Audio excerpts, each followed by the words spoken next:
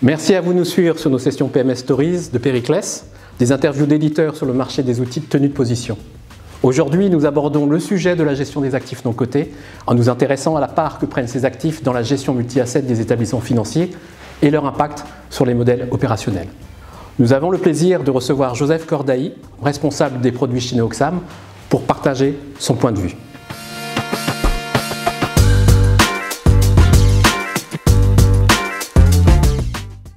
Bonjour Joseph, merci tout d'abord d'avoir accepté notre invitation.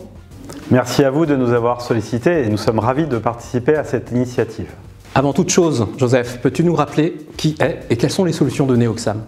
Bien sûr, alors Neoxam est un éditeur de logiciels destiné à la finance de marché et plus particulièrement à la gestion d'actifs au sens large. Nous adressons les besoins des sociétés de gestion, des investisseurs institutionnels et des asset serviceurs sur l'ensemble de leur chaîne de valeur, du data management avec DataHub, du front-to-back avec DPMS et GP4 et du reporting avec Impress. Pour donner un peu de contexte à notre sujet, quel regard portez-vous sur l'importance et l'évolution de la gestion des actifs non cotés? Alors, il s'agit d'évoquer ici les fonds de private equity, d'infrastructures et de dettes privées. Ces actifs couvrent également les fonds immobiliers. Ces actifs non cotés constituent depuis plus d'une dizaine d'années un segment d'actifs à part entière avec une augmentation soutenue et constante des encours. On parle de près de 180 milliards d'euros d'encours sur le non coté en France selon une étude de Preqin en 2021 et la création de sociétés de gestion dédiées. D'ailleurs, sur les 700 sociétés de gestion qui exercent en France, près de 70% ont une activité sur du non coté. Quels sont les acteurs qui s'intéressent à cette classe d'actifs et pour quel enjeu?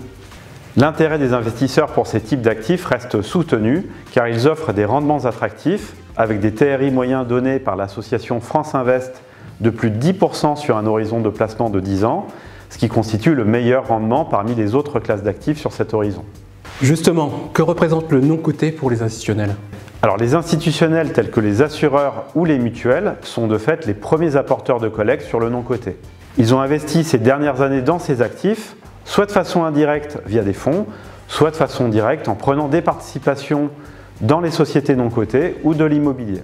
Leur objectif étant de générer de la performance et de la diversification dans un contexte historique de taux bas. Le niveau d'allocation consacré à ces actifs est très variable d'un institutionnel à l'autre, mais représente en moyenne 10% de leurs actifs, ce qui est relativement significatif. Quelles sont pour les institutionnels les particularités du non coté à prendre en compte? Cette classe d'actifs se différencie assez nettement des actifs cotés traditionnels sur trois aspects. Le premier, un cycle de vie particulier, relativement long, puisqu'on parle d'investissement sur 10 ans, avec des périodes d'engagement, d'appel de fonds et de distribution qu'il faut modéliser avec leurs impacts en position et en cash, et des calculs de rendement et de multiples à réaliser. Le deuxième aspect, sur la partie non cotée, la règle est qu'il n'y a pas de règle. Il existe des tas de cas particuliers à traiter, des appels de fonds avec des libérations en quantité ou en part, des distributions provisoires ou rappelables. Et le troisième aspect, c'est une charge relativement lourde en termes de documentation et donc humaine. C'est quelque chose que nous constatons aussi. Les assureurs ont besoin de faire évoluer leur modèle opérationnel pour tenir compte de leur part croissante de cette classe d'actifs. En termes d'outils, ils ont le choix entre faire évoluer leur modèle opérationnel autour d'un outil intégré ou d'adopter une approche best of breed. Entre ces deux approches, quelle tendance voyez-vous se dessiner et comment Neoxam se positionne-t-il? Alors nous constatons que les deux modèles existent en effet. Nous avons des clients qui privilégient l'approche intégrée front-to-back avec notamment Tracker ou Density côté front et GP4 en back, ou bien des clients ayant fait le choix de GP4 côté back intégré avec d'autres outils.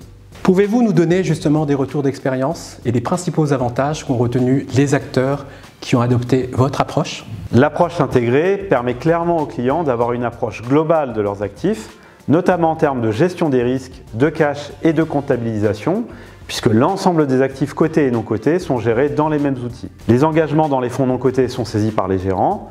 La communication des outils front et back s'effectue dans les deux sens, donc également en back to front. Par exemple, les frais sont renseignés de manière globale par le middle en fonction des informations reçues, mais leur ventilation comptable est assurée par le back, puis automatiquement remontée côté front. Merci. Et pour terminer, quel regard portez-vous sur les approches best of breed que semblent adopter certains acteurs pour gérer leurs actifs non cotés? Alors, il n'y a pas de mauvaise solution, tout dépend du contexte. Il est clair qu'un acteur qui est engagé depuis plusieurs années sur un outil de gestion d'actifs cotés et qui en est content, mais qui sait que son outil ne peut pas évoluer complètement, la solution Best of Breed a du sens, à la condition de définir l'outil qui permettra d'avoir la vision 360 degrés, notamment sur la vision des risques globaux. Merci Joseph pour cet échange et ce retour d'expérience. Merci à vous Hervé pour cette interview et cet échange. Merci à vous tous de nous avoir suivis et nous vous donnons rendez-vous une prochaine vidéo PMS Stories avec un autre sujet et un autre éditeur.